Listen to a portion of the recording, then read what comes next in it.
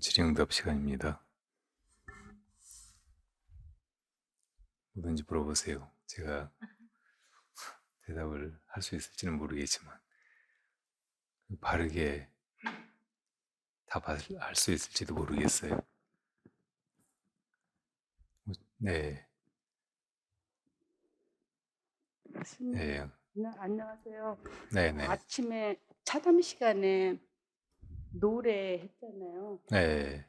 근데 그때 하시려고요. 그때 뚝 잡아 뛰었는데 생각이 났어요. 네, 제가 스님 앞에서 법화정사 가서 노래를 했던 거가 생각이 나더라고요. 나 이제 두 손 모아 청하옵나니 지방세계 부처님 우주대광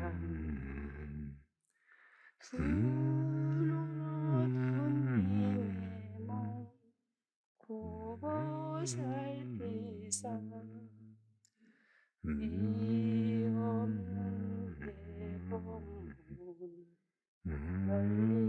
널리어서서 허공대와 중생계 할지라도 오늘 세운 미소 끝없사오리.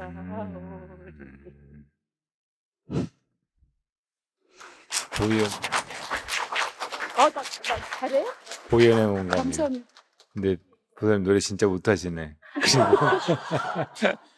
참 참불가라고 우리가 뭐 삼귀라든지 사홍서원 혹은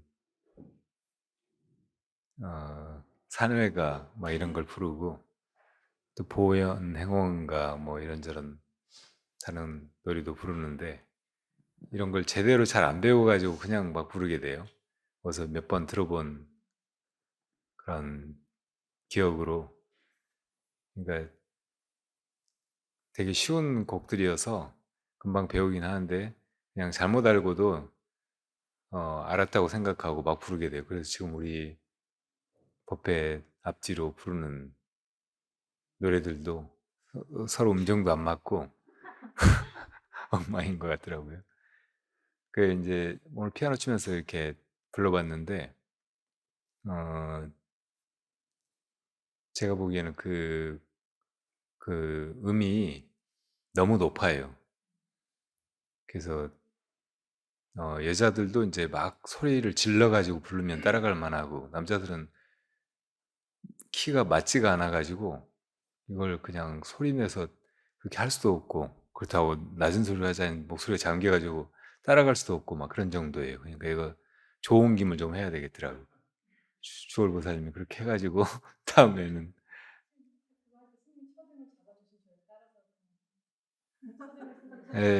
뭐 주월보살님이 어떤 책임지고 그렇게 첫 음부터 제대로 잡아가지고 그렇게 해보세요. 노래방에 가서 노래 부르려고 해도 그 남자 키 여자 키 막 이걸 바꾸잖아요. 그렇게 이제 사람들 남자하고 여자는 조화가 잘 되면 좋은데 조화되기 되게 어려운 그런 영역의 소리를 가지고 살아요. 기질이나 막 이런 것도 그렇고. 그래서 이제 키를 완전히 바꿔가지고 해야 남자도 여자들 편하게 부르는 노래를 부를 수가 있고 여자들은 또 남자들 부르는 노래를 부를 수가 있고 어, 그 예불 같은 거 이런 거 할 때 이제 그 가락도 선창하는 사람이 잘못 맞추면 되게 거북해요. 여자들도 따라하기 힘들고 남자들도 또 불편하고 그러니까 그런 첫 음을 잡는 게 굉장히 중요하더라고요. 아주 미묘하게 대체로 이제 남녀가 다 같이 따라서 편안하게 할 수 있는 그 음이 있어요. 그거를 잡아가지고 해보자고요. 찬물가도 그렇게 하고 예불할 때도 그렇게 하고 그리고 이 노래를 선천적으로 못하는 사람들은 두 가지뿐이에요. 음감이 떨어지거나 박자를 잘 못 맞추거나 근데 이런 게 어떤 사람들은 절대 음감이라고 그냥 무슨 소리 들으면 아 이게 뭐 소리인지 파인지 막 그런 걸 딱 바로 감지하게 엄청나게 예리한 감각을 가지고 태어나는데 어떤 사람들은 그런 게 전혀 안 되는 거예요. 그리고 어디서 무슨 멜로디를 들어가지고 제가 그걸 이제 따라서 할 수도 있을 것 같은데 나오는 소리가 영 안 맞아. 이건 이제 그렇게 많이 안 해봐서 그런 거예요. 익숙치 않아서 음악을 가지고 뭐 그런 노래나 연주나 이런 걸 안 해보고 그래서 이것도 이제 사실은 배워가고 훈련해 가야 된다고. 옛날에 그 조선시대 유생들은 대부분 다 시, 서, 문, 화 이런 데 다 능했어요. 그리고 음악도 잘했다고. 뭐 이런저런 기본적인 악기들은 다 다룰 줄 알고 또 이제 나중에 그 북악파, 실악파들이 이제 활동할 때는 중국의 악기나 서양의 악기 같은 것도 이렇게 갖다가 해보고 금방 그런 걸 또 마음대로 다룰 수 있게 되고 막 그랬다고. 상당히 음악적으로 뛰어난 사람들이 많았어요. 이런 사람들이 처음부터 이제 그렇게 타고나서도 그렇겠지만 그거를 중요한 어떤 배움의 분야로 수단으로 생각해서 그렇게 해가니까 연마해 가니까 그렇게 될 수 있었던 거예요. 공자님도 원래 무당 비슷하게 점치고 막 뭐 이러는 데서 거기서 이제 뭐 음악적으로 가락을 넣어가지고 하는 거 막 그런 거를 이제 해보면서 컸고 나중에 유교의 기본적인 그 이념이나 가르침 이런 거를 정리해서 이야기할 때도 어, 예, 악을 같이 생각을 했거든요. 사람이 예를 갖추고 다른 사람한테 그 뭐 공손한 마음이나 조화로운 마음, 공경스러운 마음 이런 걸 표하는 것도 어떤 방식에 맞아야 된다고 생각한 거예요. 그게 또 사실 그래요. 어떤 이렇게 처음 본 사람한테 가서 이제 막 어깨를 톡톡하고 막 이렇게 하는 거 이런 거는 자연스러운 것일 수도 있는데 문화에 따라서는 그게 너무 불량스럽고 무례한 그런 행동으로 느낄 수도 있잖아요. 저 부시맨 영화 보면은 서양에서 온 아가씨한테 인사한다고 갑자기 가슴에 손을 댄다고 얼마나 놀라겠어요. 근데 그 사람은 거기 부시맨들이 상대방 심장에 손을 대고 그 고동을 느껴보는 거 이게 엄청나게 진지하고 바른 예법이니까 그렇게 한 거예요. 그러니까 이 얘는 이제 문화마다 또 시대나 지역마다 다르게 마련이니까 그런 걸 배워가지고 거기 맞춰서 해야 된다고. 이것을 음악을 배우면서 그 악보에 맞추고 다른 사람 소리에 맞추고 박자도 맞추고 그렇게 해보면서 터득하게 된다는 거예요.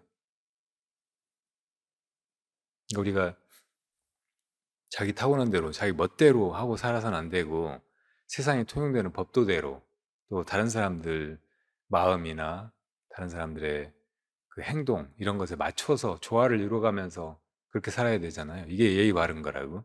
근데 그런 걸 음악을 통해서 어, 배우는 것이 좋고 또 그렇게 배우게 된다는 거죠. 그러니까 영자보살님은 노래 못 부른다고 실망하지 말고 노래를 많이 불러보세요.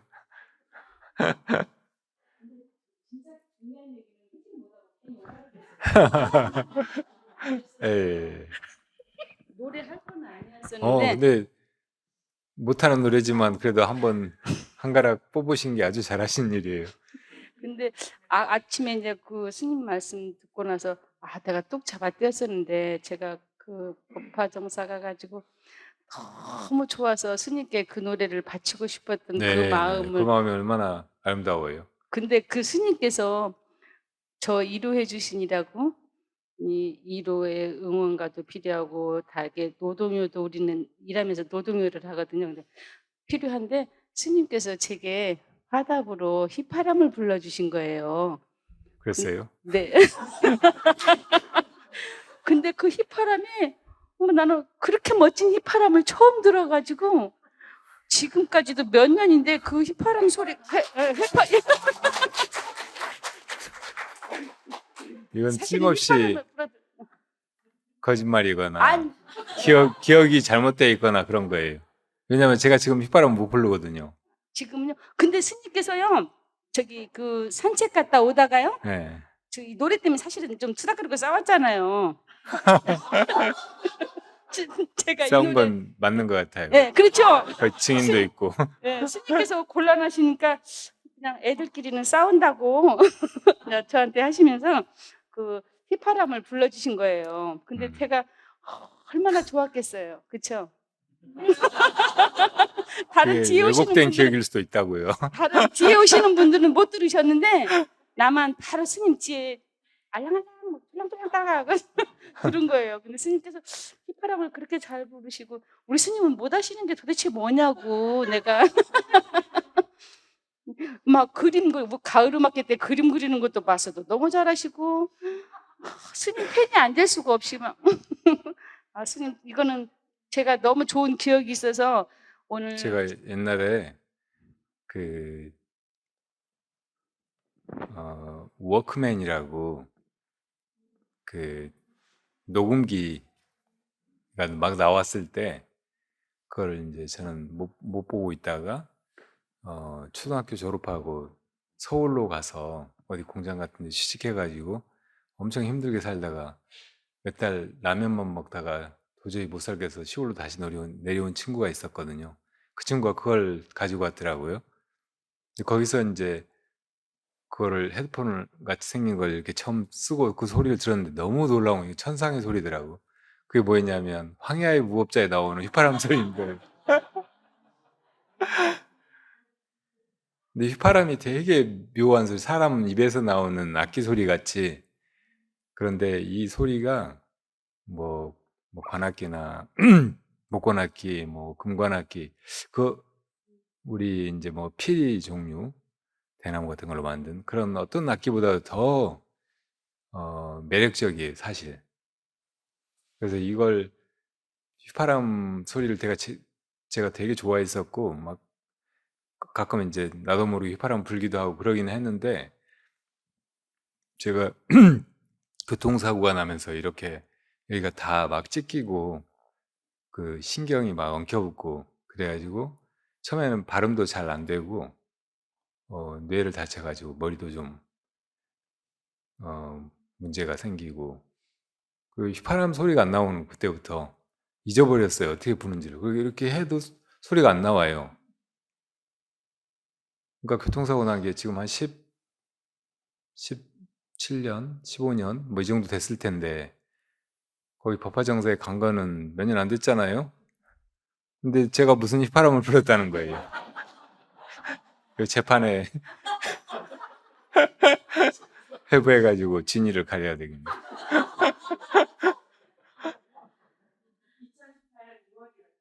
그러니까요.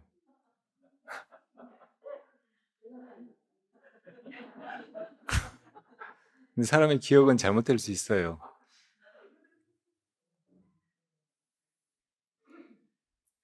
그 실제보다 굉장히 많은 그 기억의 왜곡이 일어난대요. 과거에 분명히 자기는 그렇게 했던 것 같은데 사실이 아닌 것이 많아요.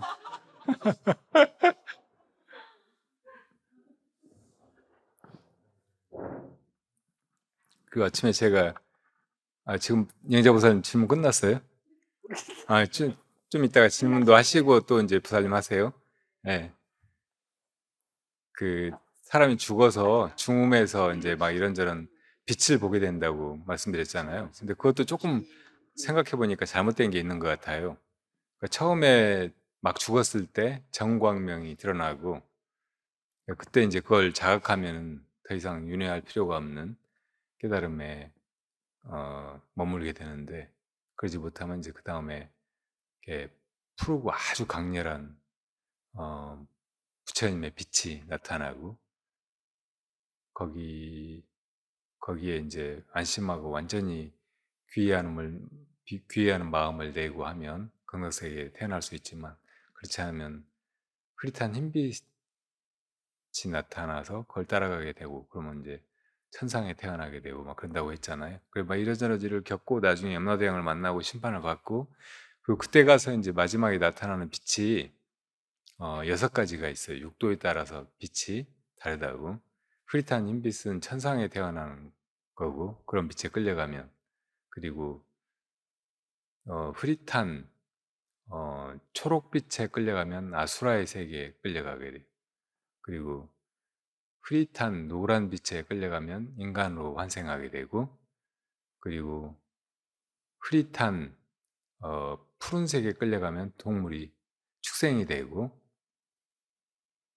그리고 흐릿한 붉은 빛에 끌려가면 아귀가 되고 그리고 흐릿한 회색빛, 어두컴컴한 그런 빛에 끌려가면 지옥에 떨어지고 그리고 이제 나중에 이 인간계 이 세계에 환생하거나 혹은 천상으로 가거나 또 다른 이제 악도에 돌아가거나 할 때도 이제 여러 가지 이렇게 구체적인 형상으로 나타나는 것들이 있는데 어, 그 부분을 제가 잘못 기억하고 잘못 말씀드린 것 같아요.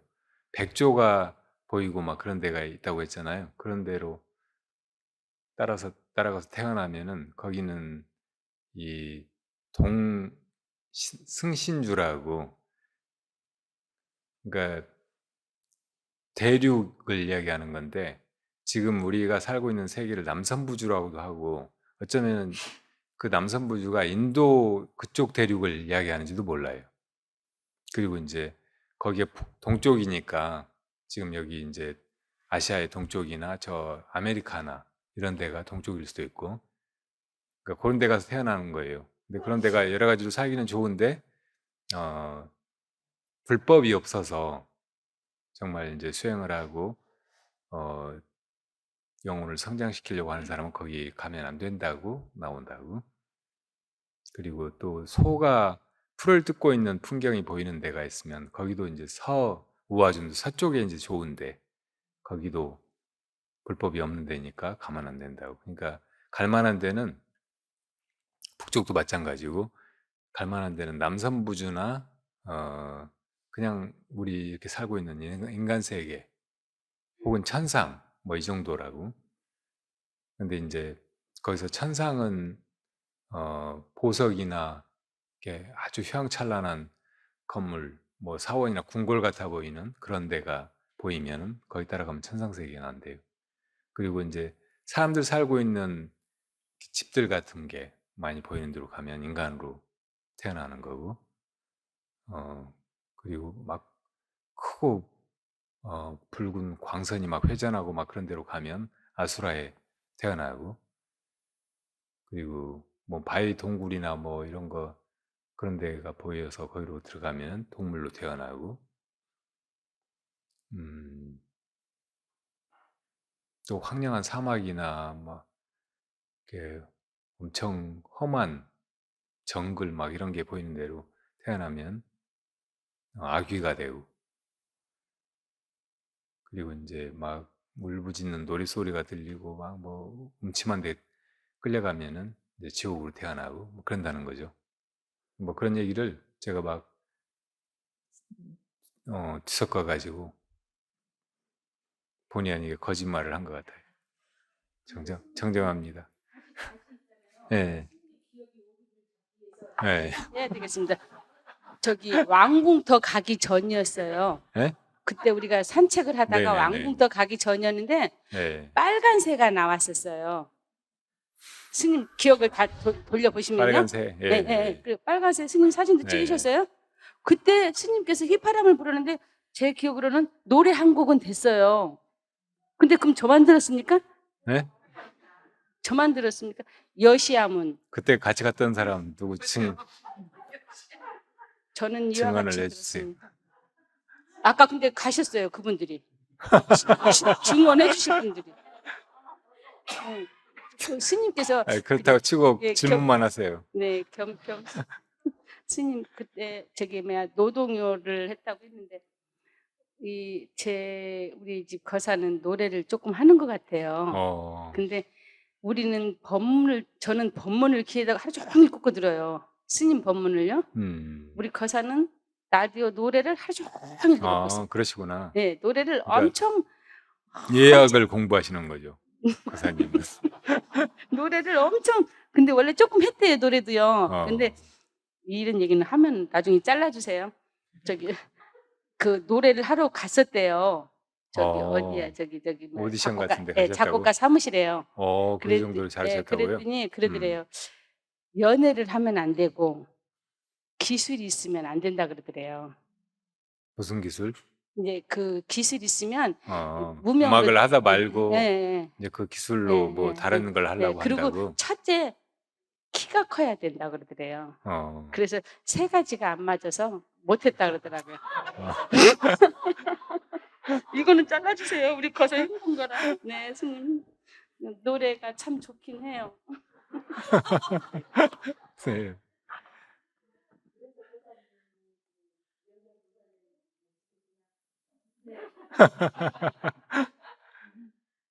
거사님은 인품도 훌륭하시고 아주 어 총명하시고 또 사리 판단이 바르시고 일도 이거저거 잘하시고 음 또 마음이 아주 따뜻하시고 정말 좋은 분이에요. 그러니까 영자보살님 따라서 거기 거사님이랑 재봉틀로 막 옷 만드는 데 가 본 사람들이 다 거사님 칭찬하시더라고. 보살님 저렇게 우리 절에 오셔 가지고는 거사님 흉만 보고 자기 잘났다고.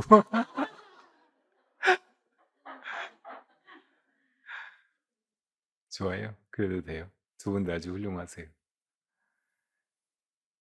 자, 또 질문해 보세요. 네, 안녕하세요. 스님, 오늘 처음 와서 뵙게 되었는데요. 제가 어려서 7살 때부터 절에 이렇게 부모님을 손을 잡고 다닌 사람입니다.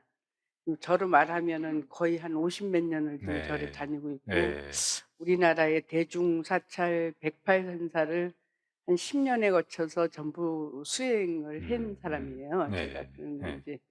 제가 이제 부족한 게 뭐냐면, 어려서부터 이렇게 절에를 다니면서 자꾸 이렇게 절에 가는 그 맥이 끊어졌었어요.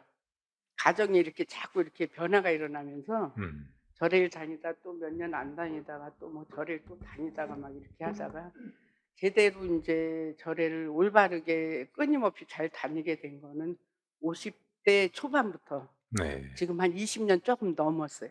어. 빠지지 않고 열심히 수행도 지금 하고. 50대 초반이신 것 같은데. 예, 아닙니다. 예, 어. 근데 인제 그 어렸을 때는 이렇게 엄마 아빠 손잡고 이렇게 다니다 보면 법문도 배우고 금강경도 하고 뭐 이렇게 절에 가서 배울 수 있는 건 다 해야 되는데 네. 그런 기회도 없었고 또 접하지 못하고 이제 불교 예절을 이제 거의 모르는 거예요. 그리고 인제 절에 오래 다닌 그 습관이나 그 익힌 것 때문에 뭐 법당에 들어갈 때는 이렇게 조용히 신발을 벗고 뭐 뒤로 서서 이렇게 들어가고 뭐 이 그런 예절은 잘 알고 있는데 음. 제가 아까 인제 여기 와서 인제 스님이 이렇게 뭐 공양을 하시고 또 이 법문을 하시기 전에 저희가 불자들이 절을 드리잖아요, 스님한테. 삼배를 스님께 절을 하라. 이래서 인제 절에 이렇게 뭐 모든 절을 가 보면 스님이 인제 절을 받으시면서 하시는 데도 있고 안 받으시고 그냥 그 몽예로 해서 3-3번 인사를 드리고 법문을 진행하신다든지 설법을 하시는 데가 있는데 저 같은 경우에는 오늘 스님을 처음 배우면서 절을 하게 돼서 거기에 대한 예절에 대한 그 내용이나 아는 바가 전혀 없는 거예요. 그래서 왜 저희가 와서 그거 시작하기 전에 스님께 삼배를 하는데 그거를 꼭 해야 되는 건지 아니면은 기본적으로 그렇게 돼 있는 건지 예, 네. 그거를 조금 궁금했어요 아까. 예예. 그래서 좀 말씀해 네 주시면 네. 감사해요. 네. 음.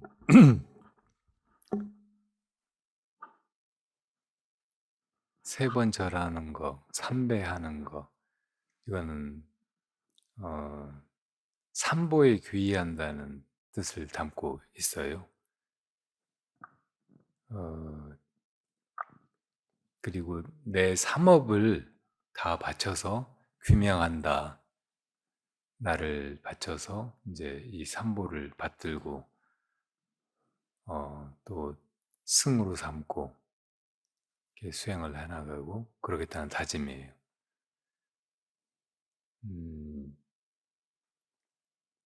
삼보는 불법승이죠. 부처님과 또 부처님의 가르침 그리고 부처님 가르침을 따라서 수행해 나가는 이 사람들의 무리 승중 여기에 이제 귀의하는 것이고 이 세 가지가 이 세상에서 제일 귀한 것 그야말로 어, 가치 있고 보배롭고 드높고 누구나 다 거기 와서 귀의할 만한 것이기 때문에 그 앞에서 이제 나를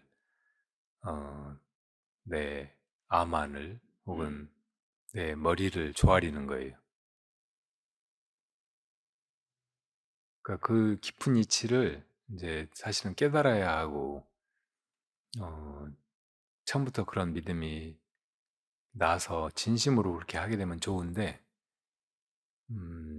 대부분은 그냥 하나의 그 예절로 뭐 그렇게 이제 예를 표하는 것이니까 그냥 몸으로 하는 동작 뭐 그런 걸로 그걸 배우게 되죠. 그래서 이제 겉으로는 그렇게 형식에 맞게 예를 표하는데 그 깊은 의미를 모르고 오래 그냥 그런 절을 하고 그렇게 절에 다니고 또 어디 법당이나 불전을 참배하고 그러는 수가 있어요. 그래도 이제 그렇게 해가다 보면 그런 행동, 그런 형식을 통해서 내 마음이 점점 이제 그렇게 되어 가거든요. 그러니까 나쁠 건 없어요. 그렇게 겉으로 동작으로 그걸 배워가지고 그렇게 해가다가 또 나중에 이제 그런 마음이 나면 뭐 아주 좋은 것이니까요. 근데 이제 할 수만 있다면 지금 물으신 대로 왜 그렇게 세 번 절하는 것인지 그리고 이제 뭐 스님들한테 그렇게 세 번 절하는 것이 맞는 것인지 아닌지 이런 거를 잘 알고서 그렇게 가면 좋겠죠. 아까 이제 어, 삼보 중에 하나가 승보, 스님들이라고 했는데 사실은 이제 모든 스님을 다 그 스님에 포함시킬 수도 있지만 이 승이라고 하는 개념이 크게 보면 사부대중을 다 얘기해요. 그러니까 출가한 비구, 비구니뿐만 아니고 출가하지 않은 불자, 우바세, 우바이 그리고 뭐 출가 안 했을 뿐더러 불교가 뭔지도 모르는 사람들도 알고 보면 다 부처가 되는 그 길로 이 불법의 길에서 이렇게 함께 나아가는 그런 승중이라고도 말할 수 있거든요. 이 세계가 다 도량이고 이 세계 속에 이렇게 태어나 살아가고 있는 중생들 모두가 다 승중이에요. 그러니까 그런 모든 존재들을 향해서 내가 귀의하는 마음을 가지는 거 이거 잘못되거나 나쁜 것이 아니에요. 그런데 엄밀히 이야기하면 모든 스님들이 다 그렇게 귀의의 대상이 된다기보다는 깨달아서 불법을 정말 증득해가지고 그 법을 나한테도 가르쳐주고 전해주실 수 있는 분, 그런 분한테 가서 귀의하는 거예요. 그런 분을 승으로 모신다는 뜻으로. 그러니까 이제 절을 받는 쪽에서는 내가 과연 이런 절을 받을 만한 사람인가 그렇게 돌아보고 다른 사람을 속이려고 한다든지 다른 사람을 그냥 무작정 복종시키고 자기를 추종하게 만들고 공양하게 만들고 막 그렇게 할 마음이어서는 절대 안 되는 거죠. 그러니까 이제 절하는 사람은 모든 사람이 내가 귀의할 수 있는 대상이다.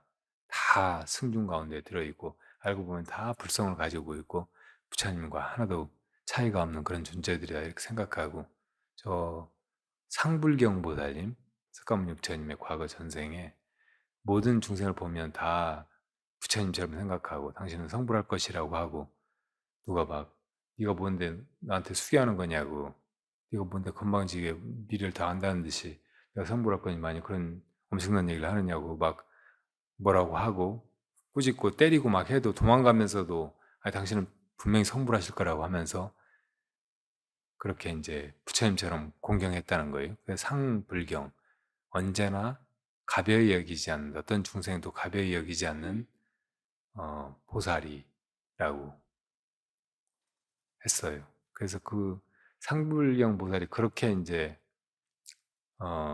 모든 중생을 부처님처럼 여기고 가벼이 여기지 않고 공경하고 절하는 마음으로 살아오고 수행하고 한 끝에 불과를 이룬 거예요.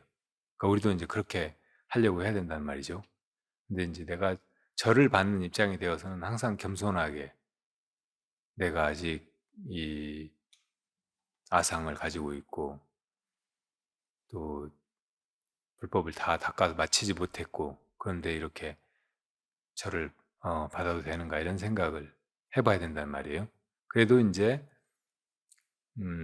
사람들이 이렇게 절하는 마음이 이렇게 아주 거룩하고 또 진실한 것이니까 그런 절을 그냥 나 절 못 받는다고 막 도망치는 것보다는 내가 받는다고 생각하는 대신 삼보에 귀의하는 것이라고 알고 그 절을 받아 어, 받아들이는 거 이것도 이제 그 예의에 벗어난 것은 아니에요.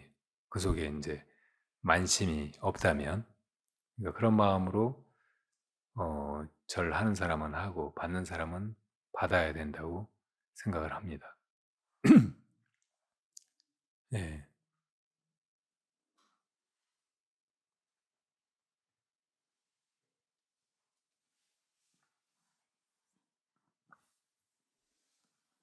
스님 감사합니다. 네.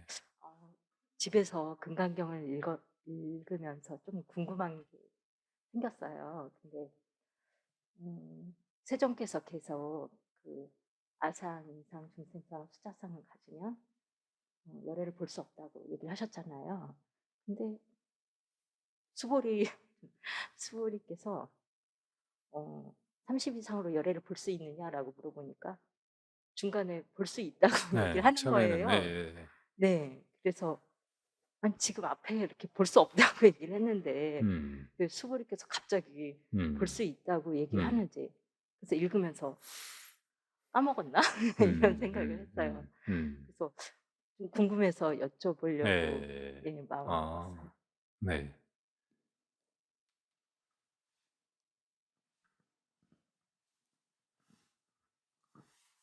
음.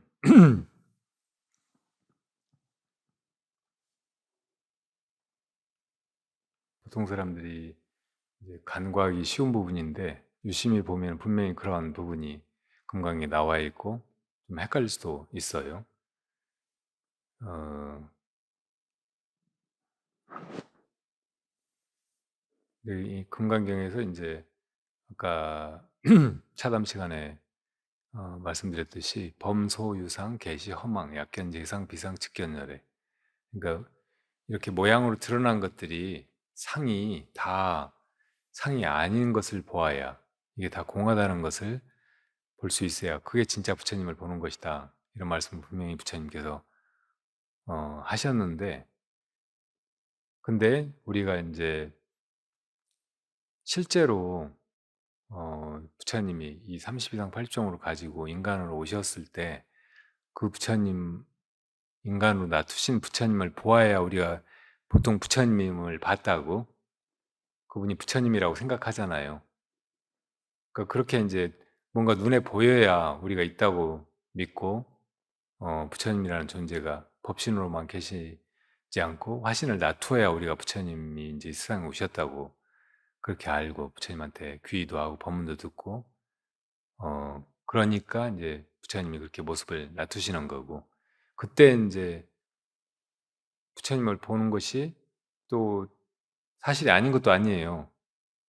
진짜로는 이제 그렇게 실제로 몸을 나투신 부처님을 보아야 우리가 부처님을 보았다고 믿고 부처님도 이제 사실은 그렇게 몸을 나투어서 성불을 해 보이시거든요. 진짜 법신이 언제나 그 자리에 완전한 상태로 계시지만 인간처럼 어리석은 중생처럼 이렇게 아장아장 걸어야 되고 밥 먹어야 되고 막 그런 사람으로 태어나 가지고 이렇게 성장해가지고 출가하고 구도하고 또 성도하고 막 그런 인생을 보여주어야 사람들이 이제 부처님이 세상에 오셨구나, 부처님이 이런 걸 가르치셨구나, 이런 게 불법이로구나 하고 알아본단 말이에요. 그러니까 그 부분도 소홀히 할 수 없는 거예요.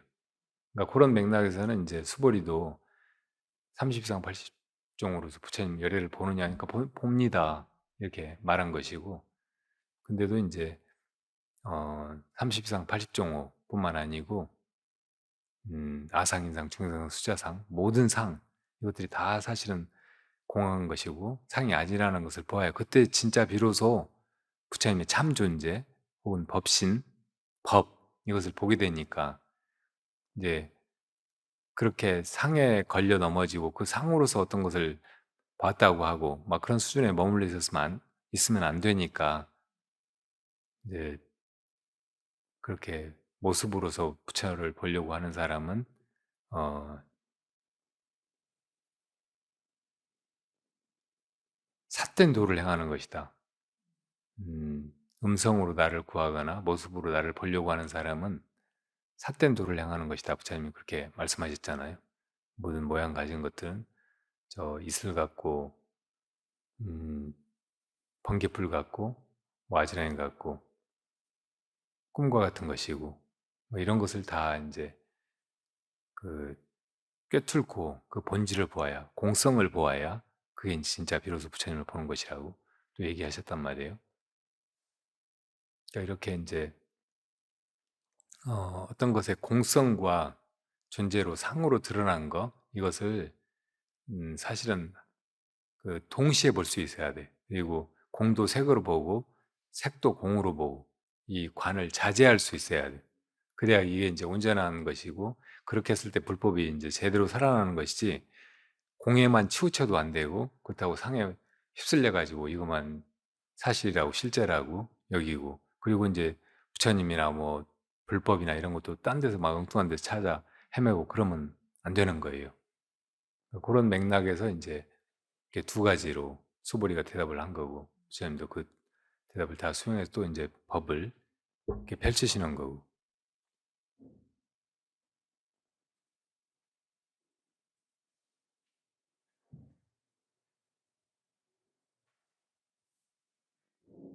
저 조주 스님의 그 이야기, 어, 스님 부처님이 어디 계십니까? 법당 안에 계시지. 법당 안에 계시는 부처님은 진짜 부처님이 아니고 불상이어서 돌로 만들어졌거나 흙으로 빚어졌거나 나무로 깎았거나 그래서 부시고 태워버리고 녹이고 하면 다 없애버리는 거 아닙니까? 그렇지? 그러니까 진짜 부처님은 어디 계십니까? 법당 안에 계시지. 그러니까 이런 대화를 알쏭달쏭하고 잘 알 수 없을 것 같지만 잘 새겨보고 그걸 의심해보고 그래가지고 이제 이런 게 확 눈이 띄어가지고 통째로 보여야 된다고. 그러니까 그 말보다는 말의 뒤에 이렇게 숨은 뜻 이걸 볼 수 있어야 돼. 말의 낙처를 내가 내 눈으로 살필 수 있어야 된다고. 그래 그런 말이 하나도 이상하지가 않고 헷갈리게 하지 않고 그러는 거죠.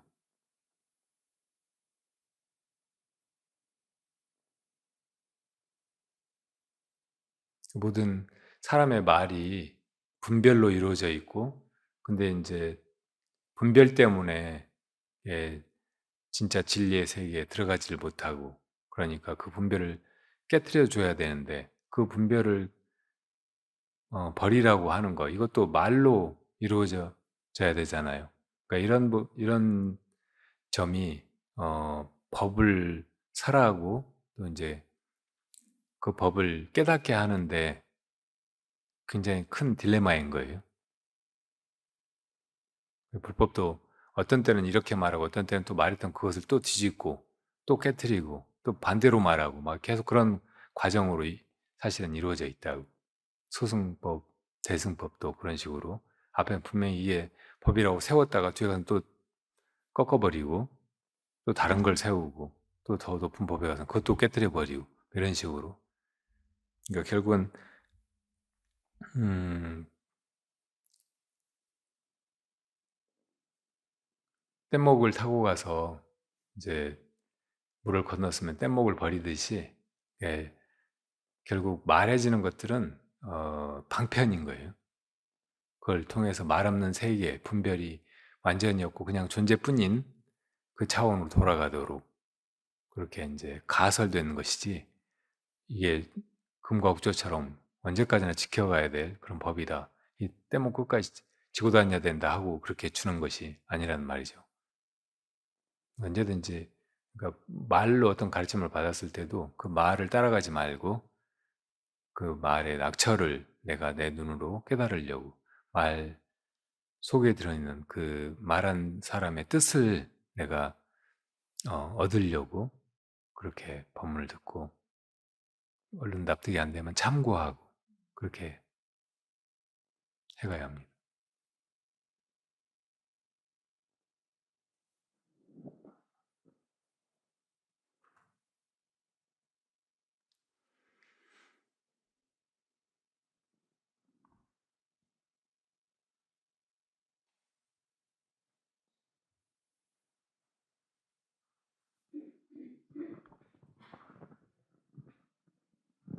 네, 감사합니다. 네, 아니 질문을 안 하셔가지고 네. 뭐 여태까지 얘기 다 들으니까 좀 오락가락하는 게 항상 불교에 그 헷갈리는 점이 많잖아요. 무슨 분별심을 알아 그러는데 끊임없이 세상 일은 너무 분별이 오락내리라고 막 하는 게 너무 많고, 네, 근데 저기 스님 여기 했을 때 그때 정치 얘기하지 말라고 또 늘 네, 그러시니까 네, 또 헷갈리는데, 저는 그 정치 처음 얘기했을 때 네, 그 저기 스님이 얘기해 가지고 그 너무 마음이 후련하고 진짜 이렇게 그 뭐지 이렇게 막 감사를 너무 받았어요. 근데 내 주위에 이제 다 끼리끼리 모이잖아요. 저의 주위에 있는 사람들이 이제 그런 걸 다 공유를 했더니 너무 좋다고 이제 시원해가지고 상처받은 마음들이 많이 없어졌다고 그랬어요. 근데 그때 이제 얘기했을 때 스님들이 그 종교 지도자들이 사실 솔직히 말해서 저도 이렇게 쭉 맥락을 흘러보면 스님하고 그 선거 전에서부터 이제 가정을 보면 다 이제 보인다고, 이게 분별심이지만 그 이러면 안 되지. 그 하는 꼴이 이렇게 지금 현상으로 나오는 게 다 보였었거든요. 네, 근데 왜 다 지식인이시라고 그러고 저 지도자라는 분이 너무 비겁하게 그런 걸 다 우리 같은 사람도 다 보이는데 왜 보이지도 않게 저런 식으로 비겁하게 구느냐. 그리고 또 이제 근데 스님이 이제 그런 식으로 얘기를 해주셔서 너무 감사했고요. 전번에 초하루 법문 때 스님 이제 막 그런 얘기를 많이 하셨잖아요. 했더니 그 얘기를 왜 하냐면 문자로 어저께 덕현 스님 짱 그러고 왔더라고요. 문자가. 아니 이제 그런 상처받은 사람들도 굉장히 많고, 뭐 이제 근데 이제 불교를 깊이 들어가면 아까도 얘기하셨을 때 막 이제 이래라 저래라 막 많잖아요. 이제 너무 근데 너무 이제 분별하지 말라고 맨날 네, 우리는 수시로 불교 쪽으로 가르치는데 그 너무 분별 안 하고 네, 너무 그러면은 적재적소에 그렇게 네, 뭐지? 그 제대로 네, 가르쳐 주는 사람이 없으면 시절 네, 인연에 따라서 나쁠 때도 있고 좋을 때도 있으면 그걸 제대로 잘 가르쳐 주셔야 되잖아요. 근데 왜 자꾸만 피하시려고 그러시는 건지, 전체적 분노는 나의 힘이라고 그럴 수도 있을 것 같아서. 세상은 네, 네. 형사입니다.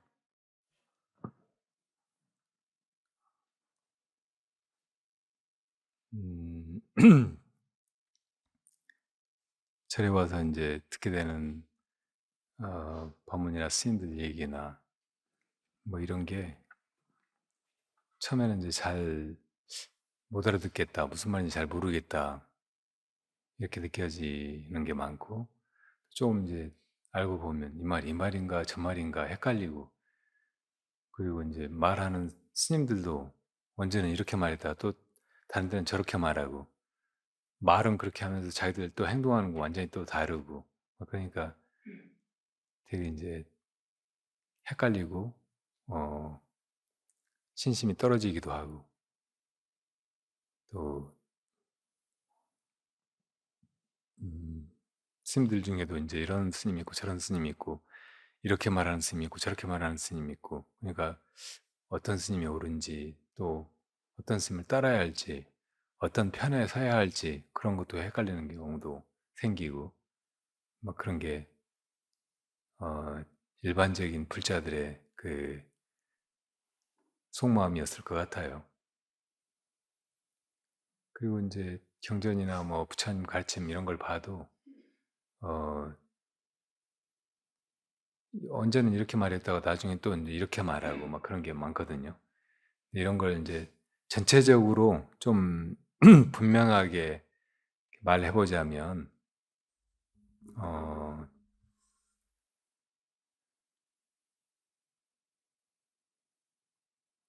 우선은 이 세상 모든 것에 대해서 우리가 따로따로 분별하고 또 비교해서 이건 옳다, 옳지 않다, 좋다, 나쁘다 이렇게 나누어서 어떤 걸 취사 선택하고 뭐 이렇게 하는 마음 이것이 모든 분별을 버리고 본래의 마음, 깨끗한 마음, 순수하고 오직 지혜와 자비심밖에 없는 그 본래 마음 자리로 돌아가는데 제일 먼저 해야 될 일이에요. 그러니까 그런 모든 분별, 간택 이런 걸 다 놓아버리는 거. 그래서 이제 선에서는 무조건 이제 그런 걸 다 버리고 근원으로 돌아가라고 이제 화두를 던지기도 하고 도저히 알 수가 없는 그런 말. 아무것도 알 수가 없고 머릿속에 아무것도 떠오르지가 않고 분별 자체가 일어나지 않고 막 그런 쪽으로 이제 막 몰아대는 거예요. 또 이제 그런 선적인 가르침이지만 알 수 있는 말들 중에 예를 들어 다 놓아버려라, 쉬어라, 어, 그런 말들 이런 말들도 이제 다 사실은 이제 이렇게 그 분별을 버리라는 말이고 그런 자리에 이제 우리 참 마음이 있으니까 그걸로 이제 뛰어들라는 말이라고 주인공을 깨닫기 위해서는 그런 분별을 놓아버리라고 하는 거예요. 어, 육조 스님께서 이제 오조 스님의 법을 받아가지고 어디 가서 이제 보림을 하려고 떠나셨을 때 혜명이라고 하는 장군 출신의 스님이 말을 타고 쫓아오잖아요. 그 가사와 바루를 뺏어가려고. 그걸 자기가 오조 스님으로부터 전해받고 싶었는데 어떤 시원찮은 되게 못나고 꾀죄죄해 보이는 행자가 그걸 가지고 가버렸다고 하니까 잡아가지고 그것부터 뺏으려고 한다고. 그래서 이제 육조스님 그거를 바위에다 내려놓고 뭐 가져가려면 가져가라는 듯이 보고 있으니까 와서 집어가려고 하는데 바위에서 안 떨어지는 거예요. 그러니까 약간 두려운 생각도 들고 어쩔 줄 모르니까 그때 이제 하신 말씀이 선도 악도 생각하지 말아라. 이럴 때 어떤 것이 명상좌 그러니까 해명 그대의 본래 면목이냐. 그러니까 우리 본래 면목, 본래 자기 존재, 본래 마음이 이 선악, 시비 이런 거 일어나기 전의 마음인 거예요. 그러니까 그걸 깨닫기 위해서는 먼저 그걸 버려야 돼. 선악, 시비에 분별하는 마음을. 근데 거기에 사로잡혀 있는 한은 절대로 거기로 들어가지 못한다고. 우리가 살면서 계속 이제 뭘 알려고 하고 어떤 것이 옳은가, 어떤 것이 좋은가 그걸 따지고 있잖아요. 그래서 이제 제일 좋은 거, 더 나은 거, 진짜 옳은 거 그걸 막 찾아가려고 하는 마음도 여전히 선악 분별 시비심인 거예요. 그러니까 그 마음을 가지고는 거기로 못 들어가. 이걸 놔버려야 본래 자기가 그 분별이 끊어진 그 마음자리 있다는 것을 깨닫게 되는데, 그러니까 선도 악도 생각하지 말아라고 한 거예요. 생각으로 그렇게 하잖아요. 자꾸 생각으로 이제 옳은 거, 막 이런 것을 따져보고, 그거를 이제 알려고 하고. 그리고 지금 이제 그거를 가사하고 바루를 얻으면 된다고 생각했는데, 와서 이제 그걸 가져가라고 하니까, 가져가라고 해도 안 떨어지니까 겁이 나고, 아, 내가 뭐 진짜 이거 잘못했구나. 너무 쓸데없는 그 어리석은 욕심으로 진짜 법을 얻어야 되는데 이런 걸 가져가려고 했구나. 그런 생각이 들어가지고 이제 두려워하잖아요. 엄청 부끄러워하고 괴로워하고 참여하는 마음에 죄책감에 사로잡혀 있다고. 근데 우리가 이제 참여라는 말을 쓰는데 이럴 때 이제 진정한 참여는 그런 죄책감을 버리는 거예요. 죄라는 생각을 버리는 것이라고. 보통 우리가 참회한다고 막 내가 잘못했어. 진짜 이거 잘못했구나 하고 엄청 뉘우치고 막 그 생각을 아주 진실하게 막 계속 해가지고 자기가 죄인이라고 난 정말 나쁜 놈이라고 막 그렇게 느껴야 그게 참회라고 생각하는 게 아니고 그런 죄책감에서 벗어나는 거예요. 그런 게 깨끗이 없어져 버리는 거라고. 그래서 이제 죄라는 생각도 없어지고 뭐 마음속에 온갖 생각이 다 사라져 버리는 거. 나라는 분별까지 이제 없어져 버리는 거. 그게 이제 죄망, 신멸, 양구공해진 상태라고.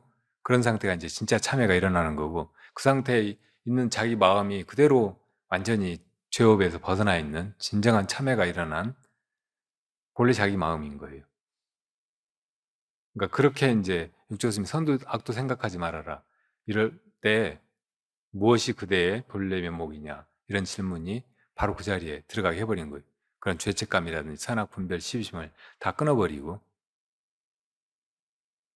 그러니까 그렇게 되는 것이 이제 진짜 진리에 이르는 길이고 또 마음이 편안해지는 길이고 마음이 깨끗해지는 길이고 또 본래 마음으로 돌아가는 것이고 그러니까 그것이 이제 진짜 부처님이 연꽃 들어서 가르쳐 보이신 것이고 또 육조 스님이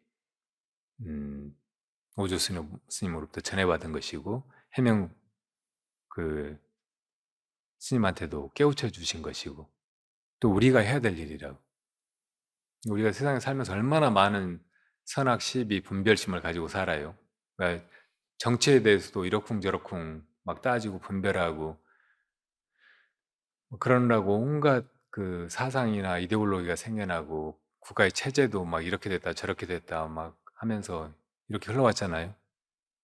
뭐 지난 한 100년 정도는 얼마나 사람들이 이게 막 부의 불평등 때문에 가지지 못한 사람들이 불행하게 살고 인간답게 살지 못하고 뭐 그래서 이제 이런 부조리를 타개하기 위해서 막 혁명을 일으켜가지고 가진 사람들 거 다 뺏어가지고 다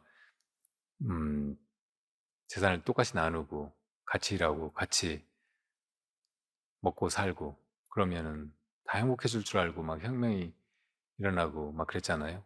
그런 이데올로기가 또 이제 유토피아를 열어줄 것처럼 믿고 많은 사람들이 거기에 동참해가지고 목숨 바쳐 싸우고 그래서 이제 여러 나라에서 이제 그런 혁명이 성공하고 공산주의 체제가 몇 년 동안 몇십 년 동안 이렇게 실험을 해보고 그랬는데 그런 사회가 이상적인 사회가 전혀 아니었잖아요.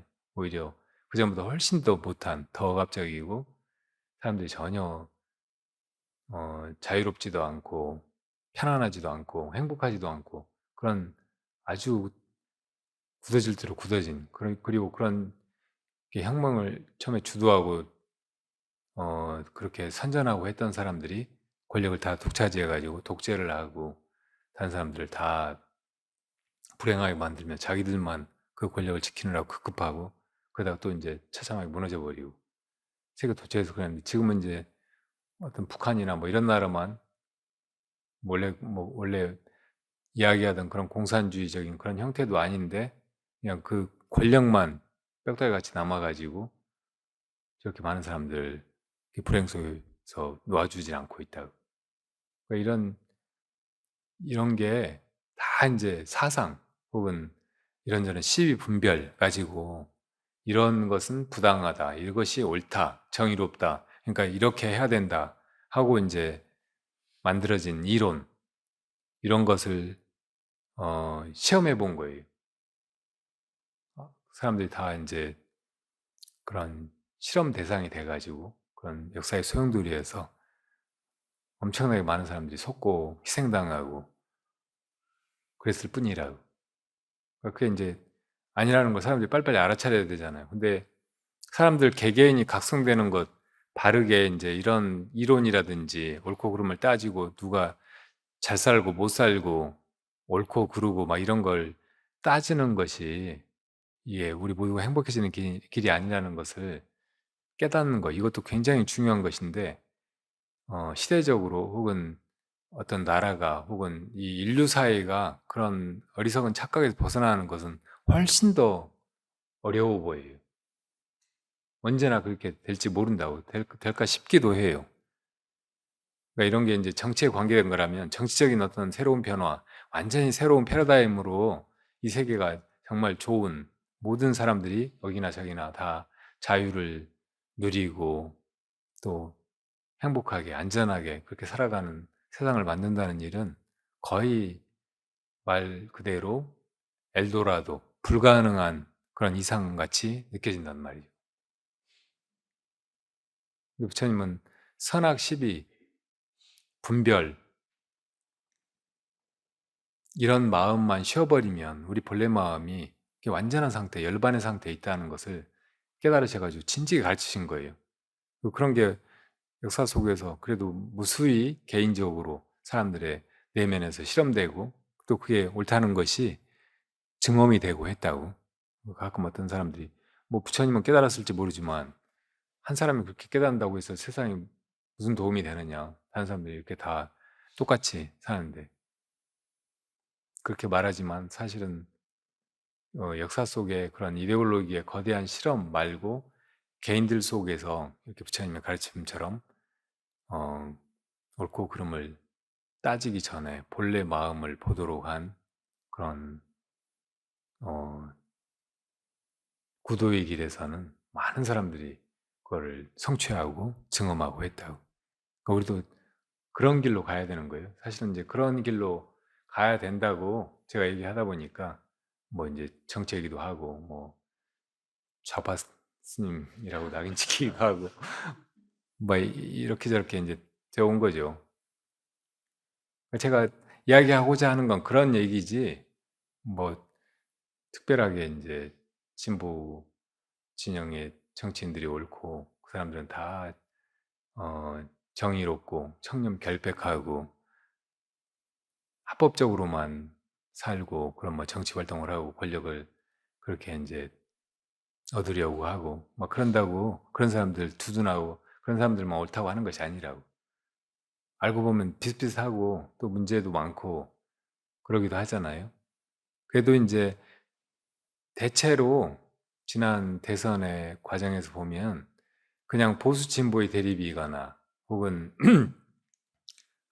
보수당과 진보당 후보들이 서로 나서 가지고 자기들이 이제 권력을 차지하려고 그냥 싸우는 뭐 그런 판이었다기보다는 거짓과 진실 사이의 싸움 그리고 이기적이고 사실은 굉장히 기만적인 그런 세력들과 그래도 이제 법이라든지 정의라든지 선이라든지 민주주의라든지 이런 가치를 위해서 그렇게 해야 우리 모두가 다 우리 다수가 우리 나라가 정말 좋아질 것 같으니까 그런 그런 걸 이제 민주주의라고 할 때 민주주의를 더 발전시키기 위해서 더 민주적인 나라가 되게 하기 위해서 그렇게 마음을 모으고 가서 이제 촛불 집회든 뭐든 나가서 싸우고 그런 뉴스를 내서 찾아가지고 진실을 알려고 하고 뭐 그런 사람들과 그렇지 않은 사람들 그렇게 잘못된 거 적폐 뭔가 문제 비리 막 그런 속에서 자기들 이익을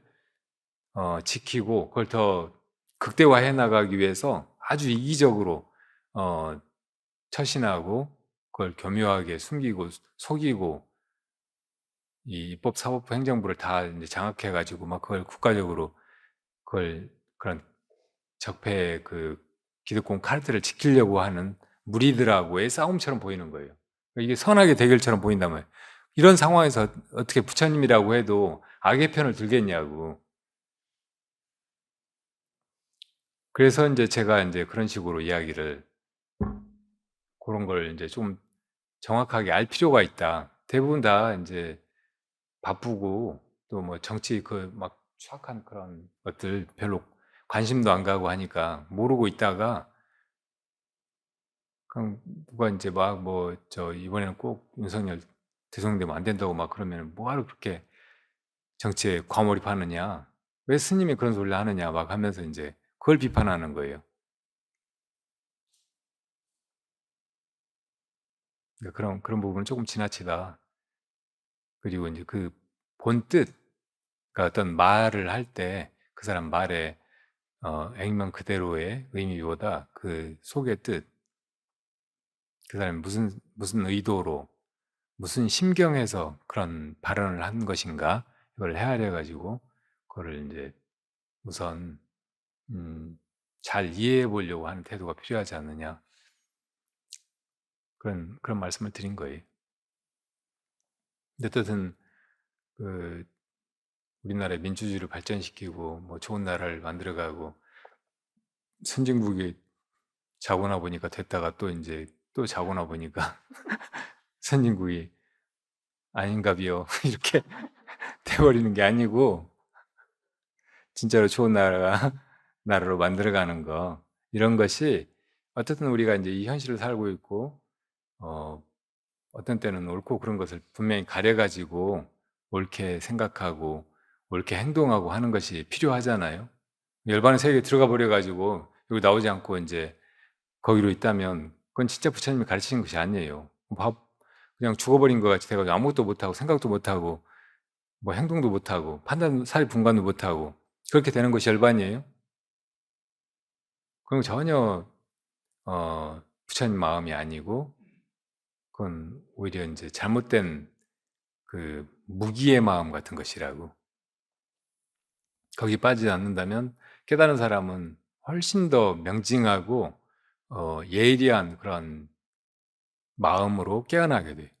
그리고 진짜 사리 혹은 인과관계, 또 옳고 그름, 이런 걸 더 확실하게 분간할 수 있게 된다고.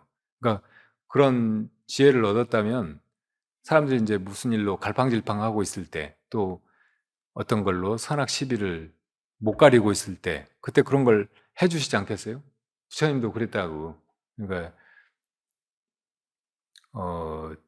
코살라국의 왕자 비우리가 이제 왕이 돼가지고 자기 신분이 사실은 카필라국에서 보낸 하녀가 자기 어머니였는데 이제 속여가지고 그렇게 했다는 걸 알고 분개가지고 이제 카빌라족을 다 이제 죽인다고 전쟁을 일으켰잖아요. 그때 부처님이 이제 그걸 막으시려고 하셨다고, 2번이나. 뭐 이건 다 분별에 속하는 거고, 뭐 그것도 뭐 절대적인 선이 아니고 막 하니까 그냥 냅두지 뭐 이렇게 하고 계셨던 게 아니잖아요. 그건 분명히 잘못된 것이고 어리석은 일이고 무거운 업이라고 그걸 못하시게 한 거예요. 그래도 이제 도저히 그 과거에 이런저런 어변으로 봐서 막을 수 없는 것이라는 것을 이제 확인하시고는 그 다음에는 그냥 둬버리셨죠. 부처님은 석가족이었어요. 석가족으로 이렇게 왕자로 태어났잖아요. 그러니까 자기 고국이고, 그러니까 그 나라가 잘 되기를 바라고, 부왕의 간곡한 뜻도 제발 이 약한 나라를, 그렇지만 아주 이렇게 좋은 마음으로 주상님 내가 이제 세우고 지켜온 이 나라를 강성한 나라로, 네가 전륜생왕이 될 만한 그런 복연을 가지고 태어났다면 정말 세계를 다 통일해 가지고 모든 사람들 다 태평성대에서 정말 행복하게 살게 만드는 그런 세상을 만들면 좋지 않겠느냐, 그런 이야기를 하셨을 테고, 그런 부왕의 뜻도 잘 알고 막 그랬을 텐데 그냥 다 죽게 놔둬버렸잖아요. 그러니까 이게 이제 인과를 보시고 그렇게 되도록 된 일이니까 그러신 거지, 만약에 막을 수 있다면 당연히 나서가지고 막으셨을 테고 어, 나가서 싸우시기라도 하셨을 거예요. 정말로 그걸 막을 수 있는 일이었다면은. 저 임진왜란 사명대사, 서한대사 뭐 이런 분들이 이렇게 승군을 조직해가지고 나가서 싸우고 평양성을 탈환하고 결국은 외적을 몰아내고 인질들을 구해오고 막 이렇게 하셨듯이, 그게 이제 진짜로 선악 시비 분별을 벗어나 가지고도 그냥 거기 머물지 않고 이 선악 시비로 이루어진 이 세계에서 그래도 사람들이 다 바르게 살고 더 낫게 살아가고 서로 또 화해롭게 자비롭게 대하면서 살아가고 그렇게 하는 세상을 만들어 나가는 거. 그런 속에서 사람들이 이제 불법을 닫고 결국은 시비분별을 떠나서 본래 자기 마음으로 돌아가서 다 열반을 얻도록 그럴 마음으로 그렇게 해나가는 거죠. 그러니까 이렇게 현실에 다시 되돌아와 가지고는 그러니까 열반에서 다시 살아난 사람은 그런 시비분별을 버리지 않고 시비분별을 훨씬 더 분명하게 해나가고 항상 또 바르게 판단하고 바르게 살아가고 이렇게 한다는 말이에요. 부처님이야말로 그렇게 하셨던 분이고 그러니까 우리들한테 이렇게 해라 저렇게 해라 이건 옳지 않은 일이다 이러이러한 것들은 게으르니까 지켜야 된다 그런 말씀을 하신 거예요. 열반으로 들어가는데 그게 다 필요 없는 것이고 열반으로 들어가 버리면 끝이라면 그런 거 다 얘기하지 않고 그냥 다 시비분별 버려라 그렇게만 얘기하고 끝이어야죠.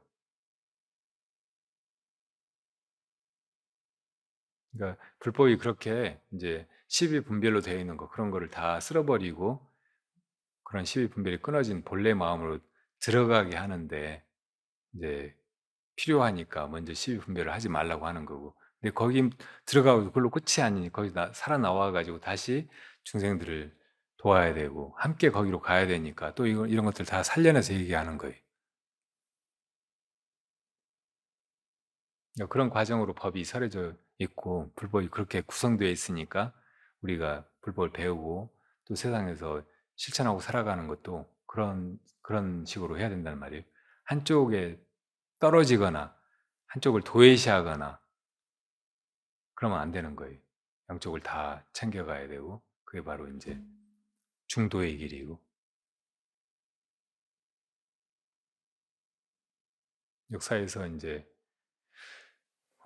제일 큰 제국을 이루고 넓은 영토를 차지했던 나라가 몽골의 원이잖아요. 징기스칸이 원래는 이제 아주 작은 부족의 그 보잘것없는 한 유목민 아이였는데 어릴 때 부모님도 다른 더 강성한 부족들한테 잡혀가 죽고 자기 결혼했는데 자기 아내도 약탈당해서 잃어버리고 막 그런 속에서 이제 어떻게 싸워가지고 또 이제 아주 원래 이제 총명하고 계략 같은 것이 뛰어난 사람이었던 것 같아요. 그래서 이래저래 연합하고 막 이래저래 해서 이제 점점 커져가지고 나중에는 몽골족이 그 지역에서 이제 다 통일한다고 그리고는 이제 서쪽으로 계속 이제 힘을 확대시켜 나가요. 그 전에 뭐 이제 다른 나라도 있었고 그 뒤로도 이제 뭐 말갈, 거란, 여진 막 이런 나라들 그 북방 그 지역에서 일어나 가지고 엄청난 제국을 이루고 막 중원을 제패하고 막 그러던 때도 있었잖아요. 근데 몽골이 유달리 그렇게 이제 강했던 게 그런 유목민들의 기마 문화, 기마술, 엄청난 기동력이나 치고 빠지고 하는 걸 잘하는 그런 게 특징 이런 걸 가지고 있어서 그 사람들이 원래 이제 전투하고 생활하고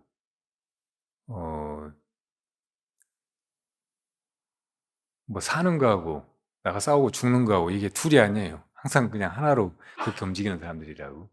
그러니까 다른 이제 민족들도 다 그런 기마 문화의 강점을 이용해 가지고 막 그렇게 제국을 이루고 막 이래저래 했는데 이 원은 징기스칸 때부터 그런 게 고도로 이제 발달한 거예요.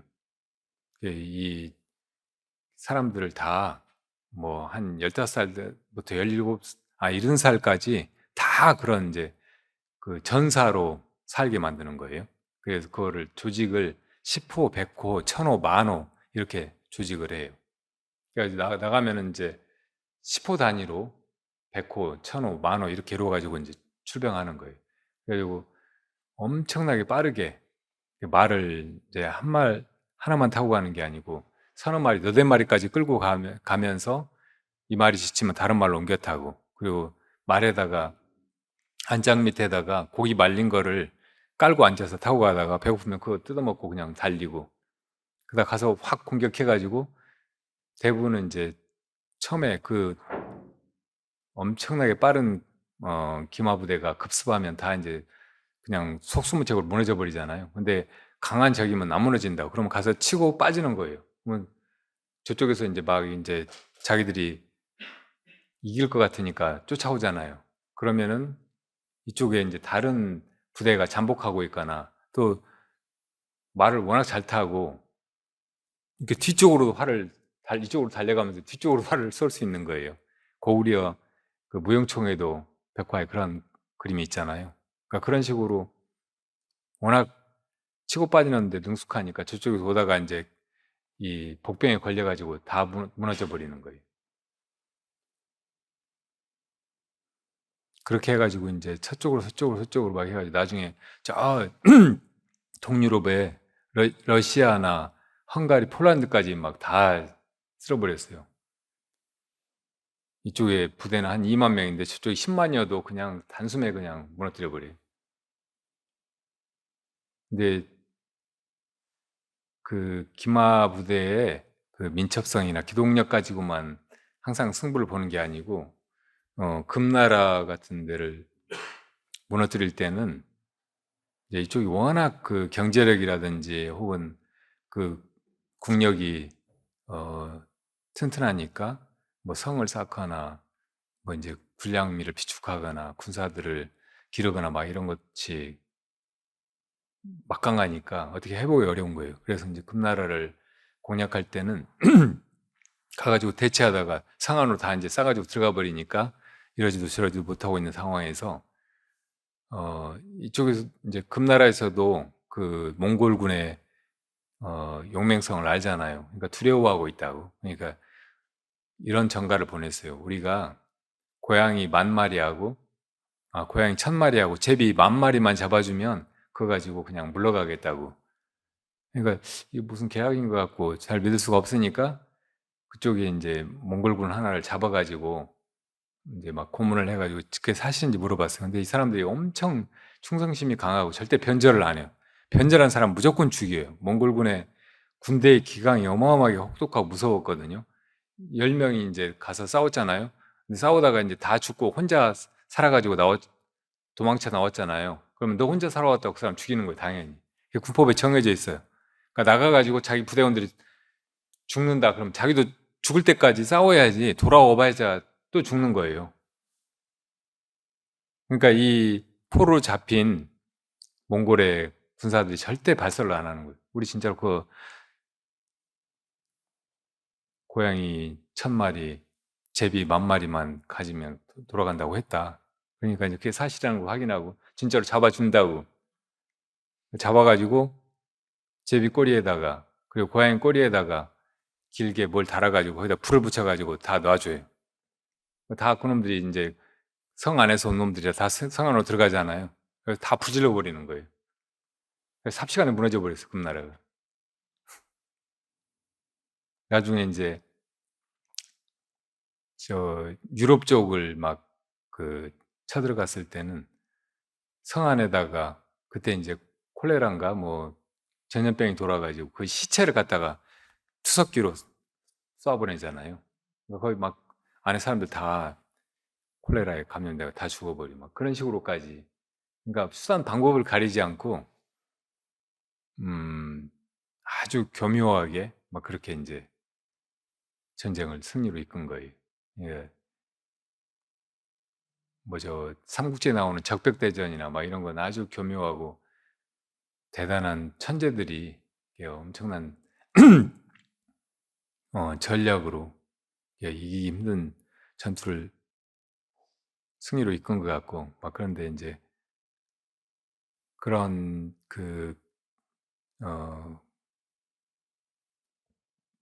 전략 뒤에는 또 이제 교묘함이나 잔인함, 수단 방법을 가리지 않는 극악함 이런 게 다 숨어 있는 거예요. 그러니까 그렇게까지 해가지고 이 세계를 지배해야 됐는가 그렇게 해서 영토를 넓혀야 되는가? 그런 게 이제 요즘 사람들이 생각해 보면 참 어이없죠. 그리고 그 당한 사람들 처지에 생각해 보면 얼마나 그게 억울하고 그냥 막 그렇게 싸움에 나가서 죽고 또 싸움에 져서 죽고 이겼는데도 죽고 막 수없이 많은 사람들 희생이 다른 일일 뿐이잖아요. 근데 원이 그렇게 이제 세계를 제패해서 제일 큰 제국을 이루어서 그때 이루어진 일은 이제 동서교역이 하나의 그 망으로 이렇게 통일이 돼가지고 실크로드라든지 이런 게 동서로 남북으로 통하고 막 그래서 세계가 하나처럼 그때 막 돌아가고 움직이고 막 했던 거래요. 문물이 막 서로 전해지고 그게 어떻든 뭐 세계를 발전시키고 하나로 통합해내고 막 그랬을지는 모르지만 그래가지고 뭐 하냐고 사람들 다 죽어버렸고 거기 막 다 희생됐고 그리고 이 칭기스칸은 결국은 말에서 떨어져가지고 죽었어요. 말 타는 걸로 시작해가지고 칼로 흥한 자는 칼로 망한다더니 말로 시작한 사람이 말에 떨어져가지고 죽었다고. 이제 죽어가지고도 자기 어디다 묻는지 그런 걸 모르겠대요. 그 무덤을 만들고 무덤을 이제 평지로 만들어가지고 그 위를 말들이 막 무수히 막 뛰어다니고 해가지고 어디가 어딘지 모르게 만들어놓고 거기다 또 나뭇가지 심어버렸대. 그러니까 지금까지 어, 징기스칸 무덤은 어디 갔는지 모른다는 거예요. 그러니까 그렇게 한 이유가 이제 징기스칸이 죽었다 그런 소문이 나면 여기저기서 이제 다시 반란이 일어나고 원제국이 무너질 것 같으니까 그렇게 했다는 거예요.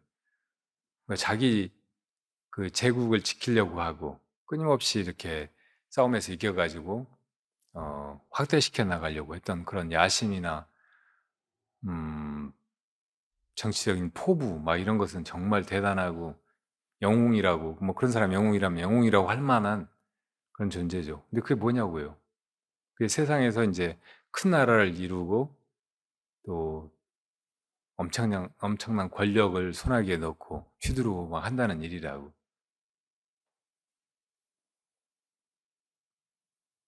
근데 이제 우리가 이 대한민국이 혹은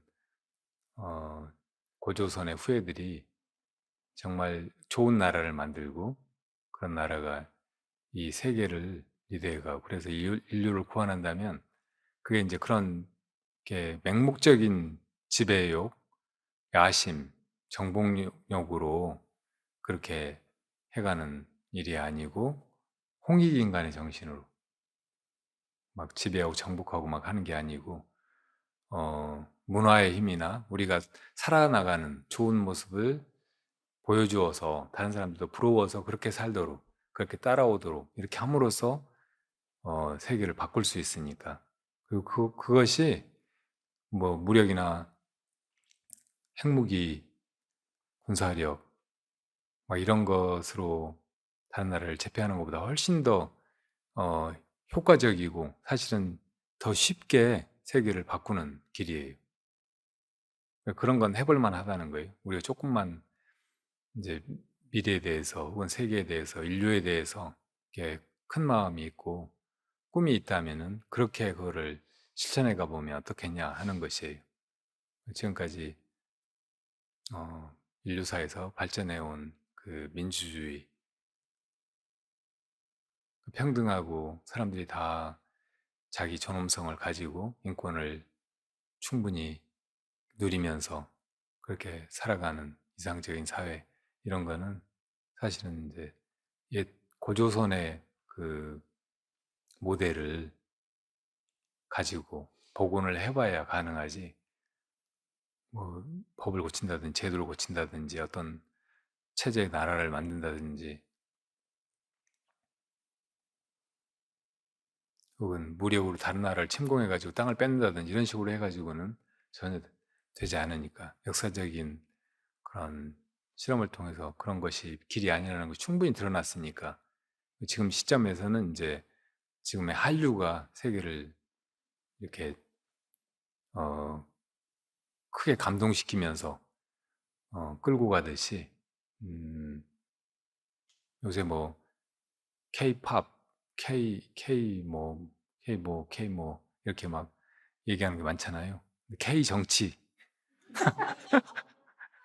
고조선 정신을 앞세우고 이렇게 나아가는 그런 K 정치가 이 세상의 시연이 되면 그렇게 되어가지 않을까 그런 생각에서 가끔 그런 얘기를 해보는 거예요. 시간이 너무 많이 지났는데 또 질문 있으세요? 네.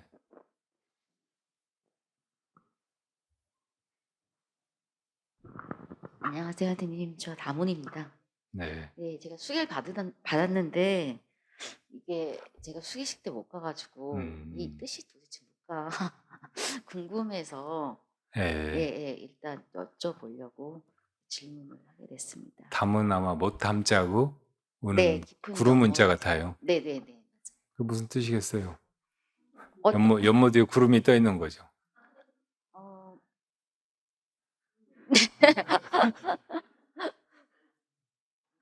저기 지금 바람이 소나무 가지를 흔드는데 저게 무슨 뜻일까요?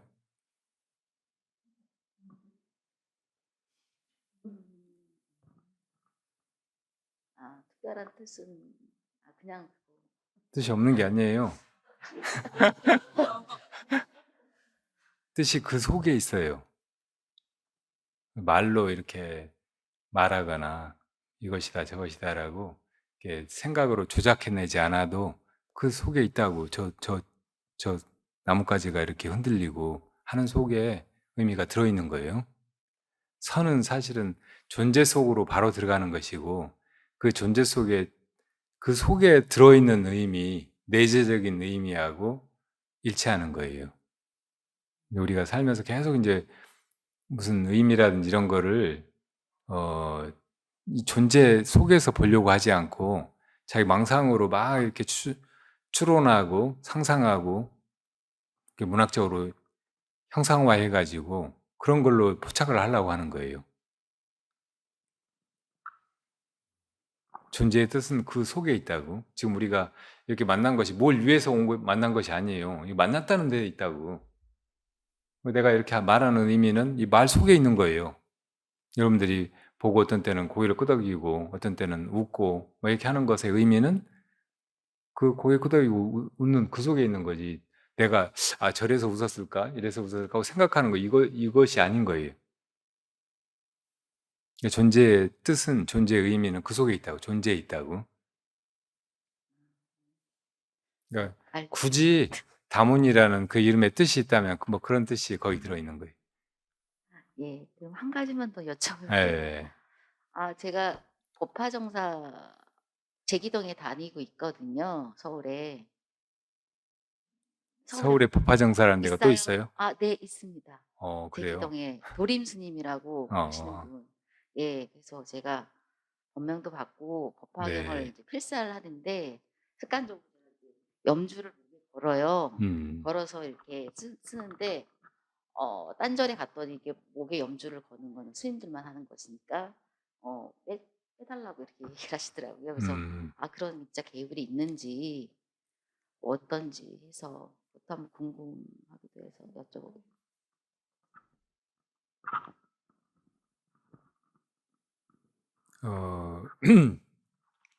불교 안에서 의식도 보면은 이제 시대 지역에 따라서 조금씩 변화해 오고 달라져 오고 또 발전해 오고 막 그랬거든요. 그래서 이제 어느 시대에 통용된 것이 그 뒤에도 그대로 통용되거나 이 지역에서 통용되는 것이 다른 데 가서 통용되거나 그러질 않아요.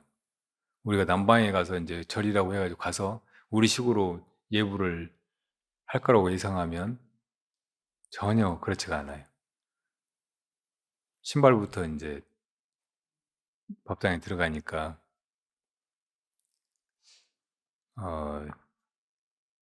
맨발로 들어가면 안 되고 양말을 신고 이제 예절 바르게 들어가려고 들어가면 양말 벗으라고 한다고.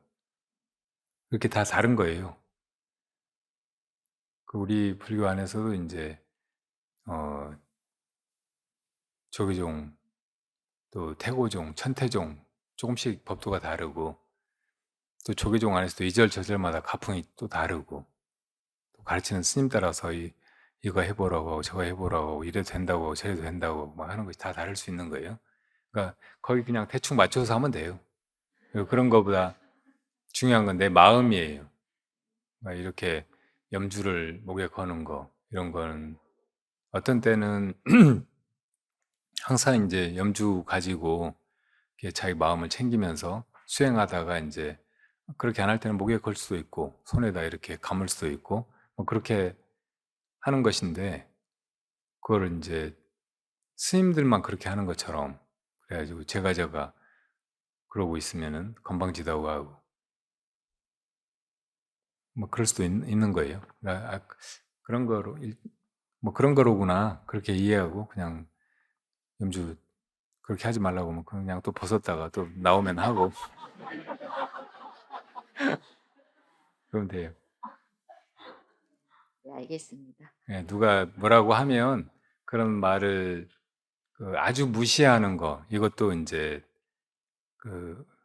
어떤 때는 이제 어리석고 계속 이제 좌충우돌하면서 문제를 만들어내는 좋지 않은 태도일 수도 있고 근데 너무 이제 그런 말을 듣고 막 이런가 저런가 막 하면서 그런 것에 위축당하고 그런 말을 그냥 따라서 어,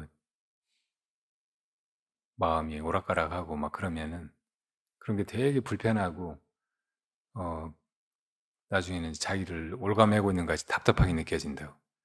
그러니까 그냥 조금 듣고 또 조금은 흘려버리고 그러는 것이 좋아요. 그리고 그 사람 마음을 보는 것이 좋아요. 아, 이래서 그러라고 하는구나 하고 그렇게 이제 금방 이해하고 맞춰줄 수 있는 부분까지 맞춰주고 그렇지 않은 부분은 무시해버리고 그러면 된다고. 나 자신부터 무슨 마음으로 그렇게 하는가 이것을 이제 잘 돌아보고 그 마음이 그냥 다른 사람을 속이려고 하는 거나 잘난 척 하려고 하는 거나 치장하려고 하는 것 같으면 그렇게 하지 말고 그런 마음 없이 내가 그냥 이게 좋아서 또 신심을 담아가지고 이게 진실하게 하는 거면 그냥 그렇게 떳떳하게 해나가고 그러면 되는 거죠.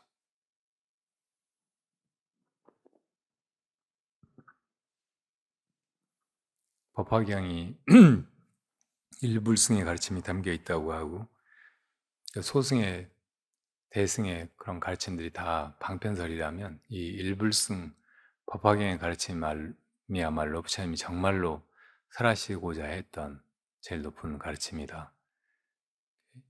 이렇게 말씀을 드렸고 그리고 또 화엄경과 더불어서 불법의 정수를 혹은 전모를 다 보여주는 그런 가르침이라고 말씀을 드렸고 또 이제 우리 법화림이 이름부터 이제 법화림, 법화두령, 법화 선사, 법화정사 뭐 이렇게 그러고 있으니까 이 법화의 정신을 살려가지고 지금 현대 불교 승가를 구현해가고 또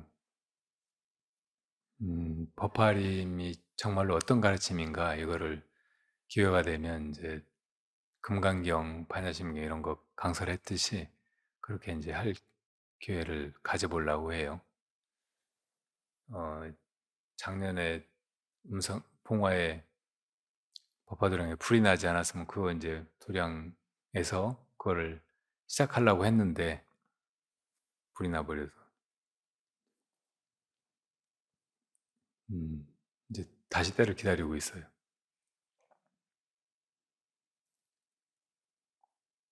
그리고 그 보림 스님의 법화장사도 법화경을 강조해서 계속 이제 법문도 하시고 사경 같은 거 하게 하고 그러시는 것 같고 또 그 일본의 남묘 호랑개교 그것도 이제 일본 말로 나무 묘법연화경 그러니까 묘법연화경 법화경에 귀의합니다 그런 말이라고 하죠. 근데 그 말을 진언처럼 주문처럼 계속 암송하는 거예요. 그래가지고 이제 뭐 선정에도 들고 또 소원 성취도 하고 막 그런다고 그 법화의 내용은 알 것도 없고 그냥 그 말만 반복하면은 모든 일이 다 이루어지고 그냥 다 잘 된다고 하면서 어 몇백 년 전에 뭐 일년선상가 뭐 그런 스님이 그렇게 가르쳐 가지고 주로 인제 그 제가자들 또 인제 뭘 잘 모르는 글도 모르는 그냥 서민들 속에서 그렇게 흘러온 거예요. 근데 이게 인제 세력이 커져 가지고 어 일본 정계에서도 굉장히 이게 중요한 무시 못하는 그런 단체가 되고 한국에까지 그런 게 흘러오고 막 그랬어요. 근데 그에 못지않게 K 종교로 한국에서 시작해 가지고 세계로 뻗어나간 것이 있어요. 통일교 대표적인 게. 그리고 근자에 인제 우리 정치권에도 큰 영향을 미치고 코로나 전국에서 이렇게 심각한 문제 그 종교 집단처럼 여겨진 신천지 이런 것들도 다 그런 식으로 아주 인제 단순한 것이고 또 어이없는 것이고 아무것도 아닌데 그런 걸 막 강조해 가지고 그게 인제 특별한 것인 것처럼 또 인제 불법의 아니 그 뭐 종교의 인제 핵심인 것처럼 그리고 진짜로 사람들이 바라는 뭐 구원이나 뭐 세상에서 잘 사는 거 이런 거를 해결해 주는 뭐 엄청난 새로운 가르침이나 이게 종교의 해석인 것처럼 혹은 그 교주가 새로 창시한 것인 것처럼 막 하면서 이렇게 퍼져나가는 것들이죠. 이런 게 인제 사람들의 무지에 편승해 가지고 세계를 막 풍미하고 사람들을 막 온통 거기로 끌어들여 가지고 전 재산을 다 바치게 하고 엄청난 어 돈을 거머쥐고 막 하나의 정부까지 좌지우지하고 막 이렇게 하게 성장할 수도 있어요. 그런 사례가 엄청 많다고. 중국의 그 백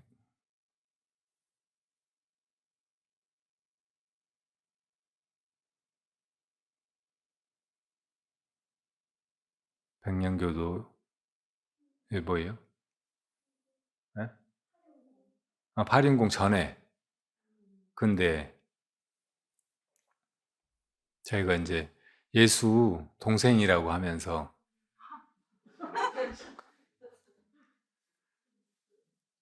홍수전이라는 사람이 뭐 그랬던 거 있잖아요. 그 기세가 어마어마했어요. 청나라 말에 홍건적도 아니고 홍건적은 옛날에 명나라 생길 때 원말에 있었던 거고. 그런 게 어떻든 어마어마한 세력으로 성장하고 막 나라를 뒤흔들고 막 그러기는 되게 쉬워요. 그저께 뉴스에 보니까 어떤 빛과 진리의 교회인가 거기에 목사가 인제 그 교회에서 리더가 되려면 그런 그 신앙 수련을 해야 된다고 하면서 인분을 벗게 하고 무슨 불가마 같은 데서 막 이렇게 견디게 하고 그랬다고 하더라고요. 근데 그런 게 이런 멀쩡한 21 세기에도 행해지고 있는 거예요. 거기 들어가서 막 그렇게 하다 보면 이성이 마비돼 가지고 '그래야 되는가 보다.' 하고 따라서 할 수도 있어요. 그게 사람이 무지하고 어리석은 거라고. 뭐 그런 일이 잊어버릴만 한번 터지잖아요 계속 여기저기.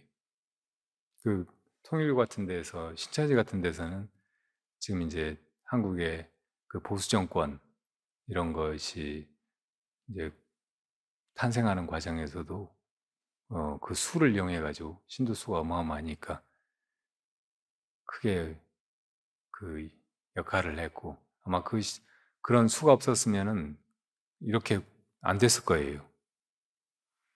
지금도 또 인제 다시 이렇게 움직이고 있나 봐요.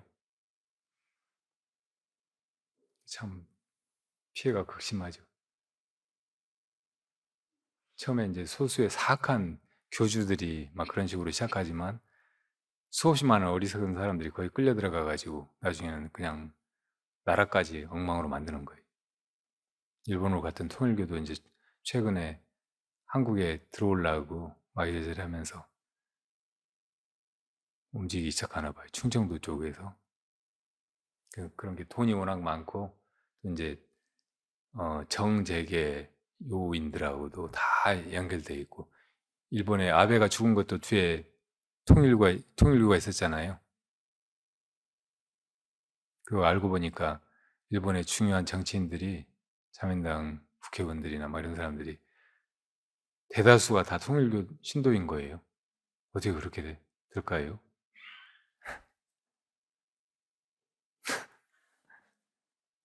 이성적으로 납득할 수가 없는 일이 계속 벌어지고 있다.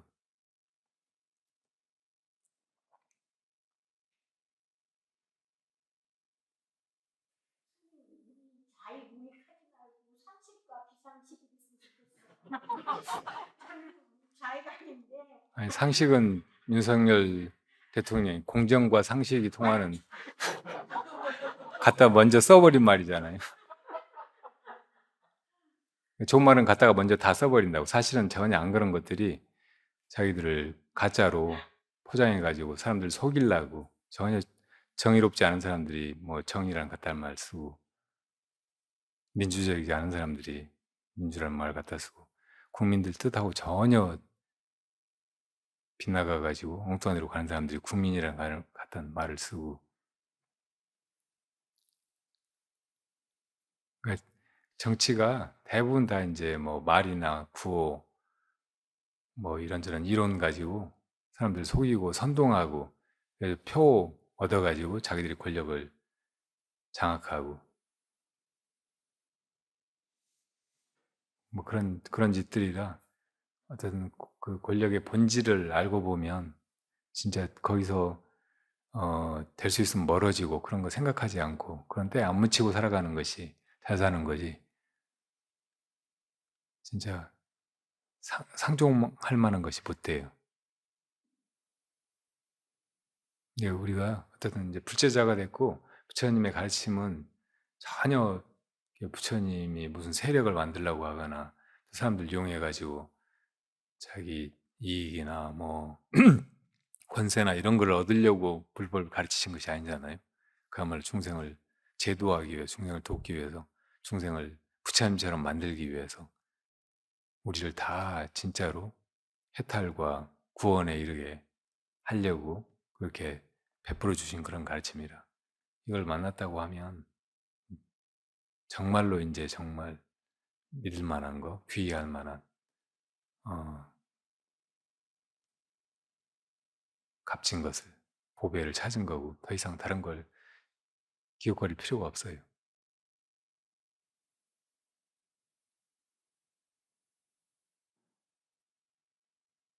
자, 그러면 또 가서 잘 지내시고, 항상